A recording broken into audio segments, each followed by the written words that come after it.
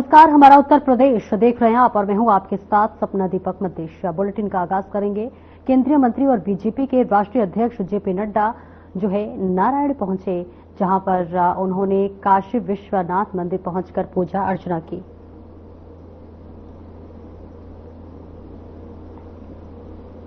वाराणसी से ये तस्वीरें दिखा रहे हैं, जहां पर बीजेपी अध्यक्ष जेपी नड्डा पहुंचे हुए हैं, जहां पहुंचकर काशी विश्वनाथ मंदिर में पूजा अर्चना करते हुए नजर आ रहे हैं।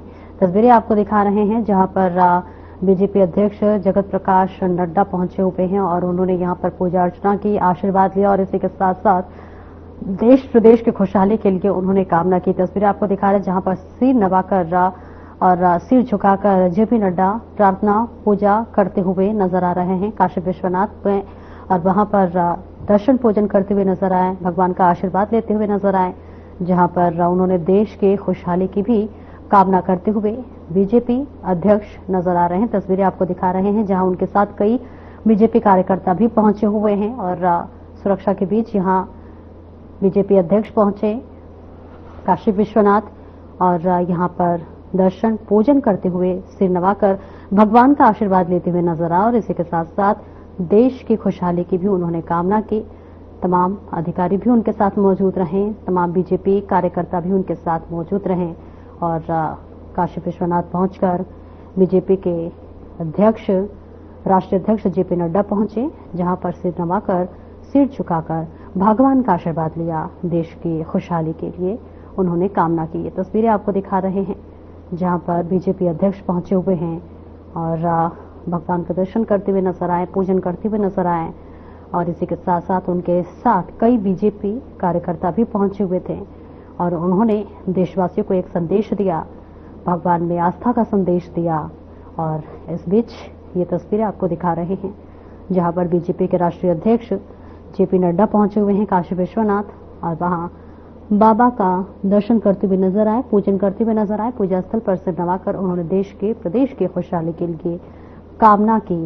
इसी के साथ तमाम जो बीजेपी के कार्यकर्ता थे वो भी जेपी नड्डा के साथ पहुंचे और सिर नवाकर पूजा स्थल पर पूजन अर्चन करते हुए नजर आए। तस्वीरें आपको दिखा रहे हैं, जहां पर मौजूद पुजारी भी उन्हें तिलक लगाकर जो है पूजा अर्चन के दौरान यहां पर दिखा रहे हैं, पूजा अर्चना की और पुजारी ने भी उनके माथे पर तिलक लगाए और तमाम बीजेपी के देखिए कार्यकर्ता भी यहां पर मौजूद है और सभी काशी विश्वनाथ पहुंचे, बाबा का आशीर्वाद लिया और देश की खुशी के लिए कामना की गई। वाराणसी पहुंचे हुए हैं, वाराणसी का ये दौरा है उनका बेहद महत्वपूर्ण दौरा बताया जा रहा है। और वहीं योगी सरकार आगामी 26 फरवरी को होने जा रहे महाशिवरात्रि के अंतिम महत्वपूर्ण स्नान की तैयारियों में जुट गई है। सीएम योगी आदित्यनाथ के निर्देश पर प्रदेश के मुख्य सचिव मनोज कुमार सिंह और डीजीपी प्रशांत कुमार ने महाकुंभ नगर पहुंचकर व्यवस्थाओं की समीक्षा की और अधिकारियों को दिशा निर्देश दिए। मीडिया से बातचीत में उन्होंने बताया कि हम बेहतर यातायात नियंत्रण और भीड़ प्रबंधन अंतिम स्नान के साथ ही सप्ताहांत यानी कि शनिवार रविवार और के लिए व्यवस्था कर रहे हैं। लगातार प्रयास कर रहे हैं कि श्रद्धालु को किसी भी तरह की कोई भी असुविधा न हो। सोशल मीडिया पर महाकुंभ को लेकर माहौल बिगाड़ने के प्रयास में लगे तत्वों पर भी लोगों जो है योगी सरकार कड़ी नजर रख रही है।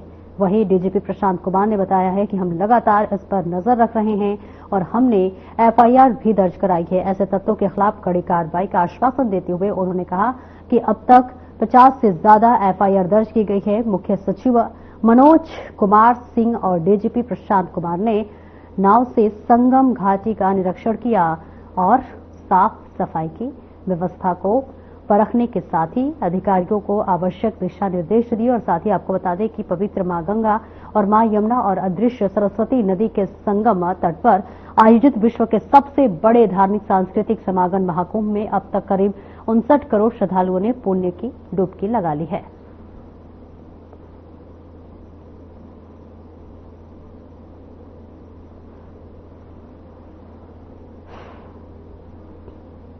नई दिल्ली में पीएम मोदी ने अखिल भारतीय मराठी साहित्य सम्मेलन का उद्घाटन किया। इस दौरान पीएम मोदी ने संबोधित करते हुए कहा कि आज दिल्ली की धरती पर मराठी भाषा के इस गौरवशाली कार्यक्रम का आयोजन हो रहा है। अखिल भारतीय मराठी साहित्य सम्मेलन एक भाषा या राज्य तक सीमित आयोजन नहीं है। पीएम मोदी ने, और क्या कुछ कहा पीएम मोदी ने, क्या कुछ कहा, आइए आपको सुनवाते हैं। की धरती पर मराठी भाषा के इस गौरवशाली कार्यक्रम का आयोजन हो रहा है।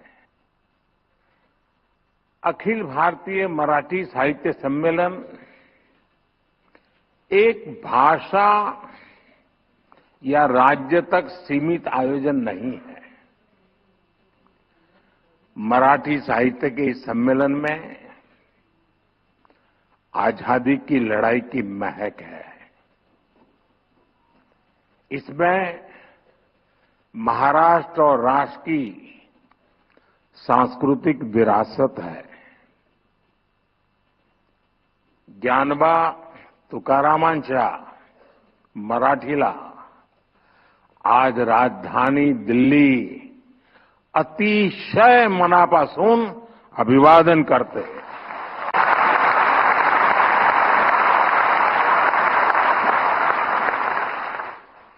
भाइयों बहनों, 1878 में पहले आयोजन से लेकर अब तक अखिल भारतीय मराठी साहित्य सम्मेलन देश की 147 वर्षों की यात्रा का साक्षी रहा है। महादेव गोविंद रानडे जी, हरिनारायण आप्टे जी, माधव श्रीहरि अणे जी, शिवराम परांजपे जी, वीर सावरकर जी, देश की कितनी ही महान विभूतियों ने इसकी अध्यक्षता की है। शरद जी के आमंत्रण पर आज मुझे इस गौरवपूर्ण परंपरा से जुड़ने का अवसर मिल रहा है। मैं आप सभी को देश दुनिया के सभी मराठी प्रेमियों को इस आयोजन की बहुत बहुत बधाई देता हूं। साथियों, मैं जब मराठी के बारे में सोचता हूं तो मुझे संत ज्ञानेश्वर का वचन याद आना बहुत स्वाभाविक है। माझ्या मराठीची बोलू कौतुके, परी अमृताते ही पैजासी जिंके। यानी मराठी भाषा अमृत से भी बढ़कर मीठी है। इसलिए मराठी भाषा और मराठी संस्कृति के प्रति मेरा जो प्रेम है, आप सब उससे भली भांति परिचित है। मैं आप विद्वानों की तरह मराठी में उतना प्रवीण तो नहीं हूं, लेकिन मराठी बोलने का प्रयास, मराठी के नए शब्दों को सीखने की कोशिश मैंने निरंतर की है। साथियों,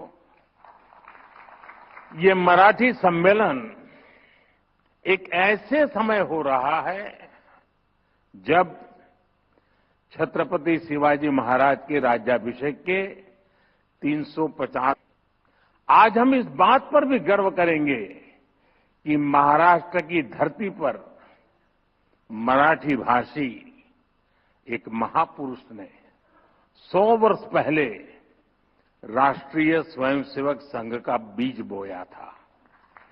आज ये एक वटवृक्ष के रूप में अपना शताब्दी वर्ष मना रहा है। वेद से विवेकानंद तक भारत की महान परंपरा और संस्कृति को नई पीढ़ी तक पहुंचाने का एक संस्कार यज्ञ राष्ट्रीय स्वयंसेवक संघ पिछले 100 वर्ष से चला रहा है। मेरा सौभाग्य है कि मेरे जैसे लाखों लोगों को आरएसएस ने देश के लिए जीने की प्रेरणा दी है। और संघ के ही कारण मुझे मराठी भाषा और मराठी परंपरा से जुड़ने का भी सौभाग्य प्राप्त हुआ। इसी कालखंड में कुछ महीने पहले मराठी भाषा को अभिजात भाषा का दर्जा दिया गया है। देश और दुनिया में 12 करोड़ से ज्यादा मराठी भाषी लोग हैं।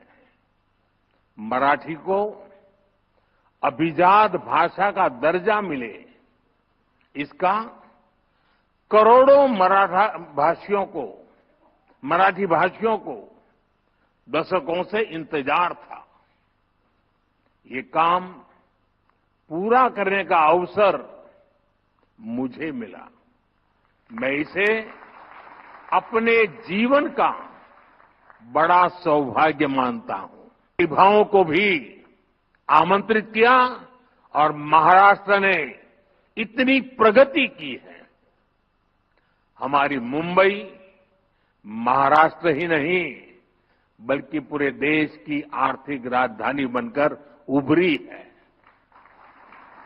और भाइयों बहनों, जब मुंबई का जिक्र आया है तो फिल्मों के बिना न साहित्य की बात पूरी होगी और न मुंबई की। ये महाराष्ट्र और मुंबई ही है जिसने मराठी फिल्मों के साथ साथ हिंदी सिनेमा को ये ऊंचाई दी है। और इन दिनों तो छावा की धूम मची हुई है।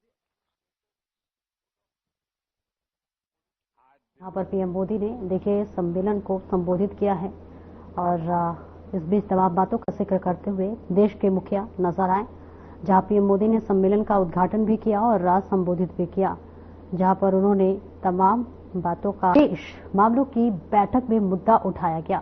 उन्होंने क्या कुछ कहा, आइए आपको सुनवाते हैं। Questions, so we'll come back for more. So Ayushi and Suhasini, our question is regarding USAID, the information that has been put out. So we have seen information that has been put out by the US administration regarding certain USAID activities and funding. These are obviously very deeply troubling. This has led to concerns about foreign interference in India's internal affairs. Relevant departments and agencies are looking into this matter.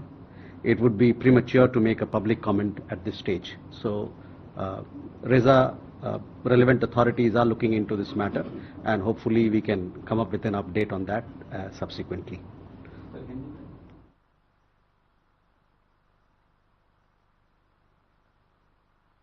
अमेरिकी सरकार की तरफ से, उनके administration की तरफ से ये खुलासा किया गया है कि कुछ यूएसएड की एक्टिविटीज और फंडिंग के बारे में ये जो खुलासा किया गया है ये कंसर्निंग है, ट्रबलिंग है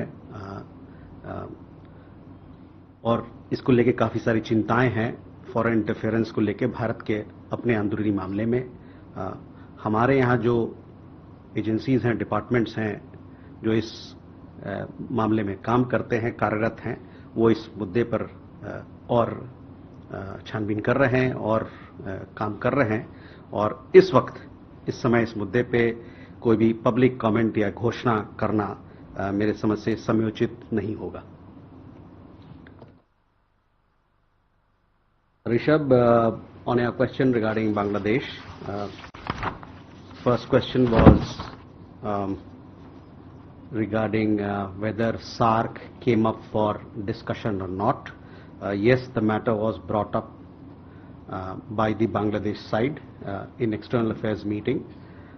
When EM met with Bangladesh foreign advisor in Muscat, everyone in South Asia is aware of which country and what activities are responsible for stymieing SAARC. EM conveyed that it is important that Bangladesh should not normalize terrorism. Regarding your second question about the comments being made by certain advisors and what sort of impact it will have on our dealings. Yes, we have taken note of such remarks, which are of course not helpful. It is for the concerned individuals to reflect on implications for their particular domain. So that is how I would like to answer your question. Siddhant, on the meeting with the Chinese Foreign Minister, just a while ago, we had this meeting on the sidelines of the G20 Foreign Ministers meeting in Johannesburg. External Affairs Minister and Chinese Foreign Minister, His Excellency Wang Yi, met on the sidelines of G20. The meeting lasted for about 30 minutes. The two ministers reviewed developments in our bilateral relationship since their last meeting in November. Specifically, the management of peace and tranquility in border areas, Kailash Mansarovar Yatra resumption, trans-border rivers, flight connectivity, and travel facilitation were discussed. There was also an exchange of views on G20 and SCO. So that is to give you a readout of the foreign ministers, external affairs ministers meeting with the Chinese foreign minister. In addition, we have put out his opening remarks, which are there available in the public domain. So I would refer you to them. Thank you. Keji. Sir Mukesh Kaushik from Dainik Bhaskar sir, जैसा आपने कहा कि relevant department इसको देख रहे हैं US add को, can you tell us कि ये रिलेवेंट डिपार्टमेंट कौन से हैं? क्या उनकी कोई इंटर मिनिस्ट्रियल मैकेनिज्म बनाई गई है? और do you disagree with the reports that money was not for India but for Bangladesh? Okay. Huma. So I'm Huma Siddiqui. I have I don't know if this question was asked, but at KIT there was an incident where a Nepalese student has committed suicide. Correct. So what is the MEA doing about that? I mean, do you have any update on the situation there? Okay. Good evening, sir. Thierry Maheshwari from Sputnik, sir. I have two questions. One is regarding the meeting between E.M. Jaishankar and Foreign Minister Sergei Lavrov. The Russian readout said that Mr. Jaishankar was briefed on the Riyadh summit, and now we are seeing that there are some differences between Ukraine and the U.S. administration. So, how does India look at the normalization of relations between, a step towards normalization of relations between US and Russia? So the second question is in regards to the meeting between the Brazilian Foreign Minister and E.M. Jaishankar. So was the threat of imposing tariffs on BRICS countries, was that discussed during the meeting? Thank you, sir. Okay. Keshav? So, thank you. Good evening, Keshav from the Print. Just associating with what was asked earlier, when discussions with the Brazilian foreign minister took place, as well as when E.M. Jaishankar called upon the president of South Africa, was BRICS' future discussed, given that the US President Donald Trump said that BRICS is dead and has been attacking the regional bloc at various levels over the last few months? And secondly, continuing with the question of the meeting with Mr. Lavrov, did India take any position with regards to bringing both Ukraine and Russia to the table, given the Riyadh summit did not have the participation of Ukraine? Thank you, sir.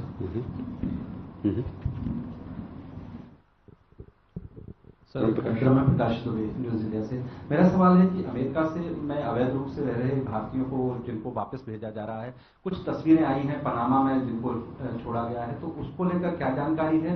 दूसरा, जिस तरह से उनको सैनिक विमान से पहले भेजा गया, उसको लेकर पार्लियामेंट में कई अपोजिशन की पार्टियों ने आपत्ति जताई थी, देश में उसको लेकर विरोध भी हो रहा है। तो भारत सरकार ने कहा था वो यूएस से बात करेंगे, उसको लेकर क्या जानकारी है? क्योंकि अभी भी उसी तरीके से व्यवहार किया जा रहा है, अवैध रूप से भारतीयों को उसी तरीके से भेजा जा रहा है, हथकड़ी लगाकर।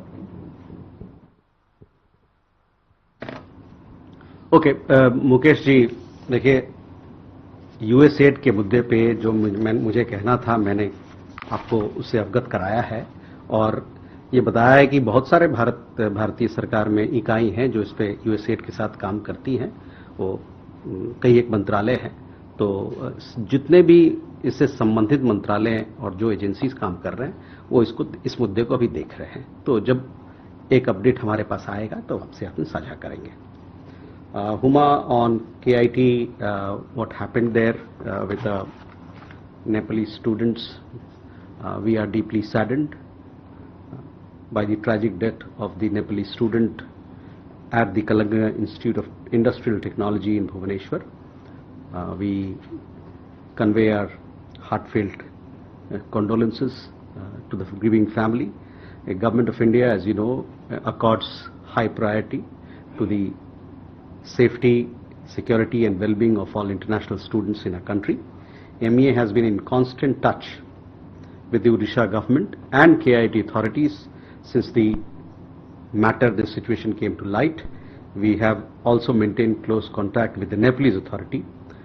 Pursuant to our outreach, several steps have been taken by the Odisha government as well as the KIT Institute to address the situation.